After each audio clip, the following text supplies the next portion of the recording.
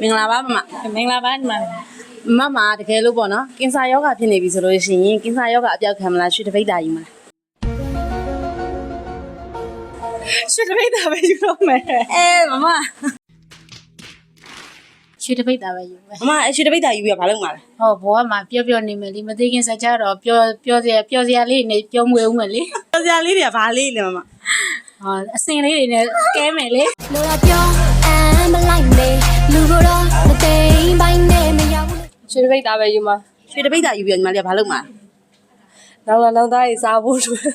နောက်သားတွေရှိပြီလားရှိလာတော့မှလေအော် Nice ရွှေတပိတ်တာယူ ဘာဖြစ်လို့ရွှေတပိတ်တာကိုယူလာလဲ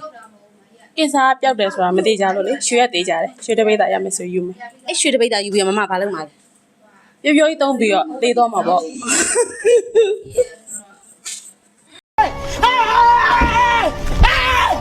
Why are you running? Why are you running? လောကလည်းကြောက်ခံလိုက်လားဘာဖြစ်လို့ရွှေတပိတ်တာမယူလာလဲအသက်ရှင်ပတ်စံရှာလို့ရရင်ကိစ္စယောဂပဲပြောက်ခံမှာပေါ့ဘာဖြစ်လို့ရွှေတပိတ်တာမယူလာလဲရွှေတပိတ်တာရဲ့တန်ဖိုးကတွက်ကြည့်ဘယ်လောက်မှမရှိ Oh my God!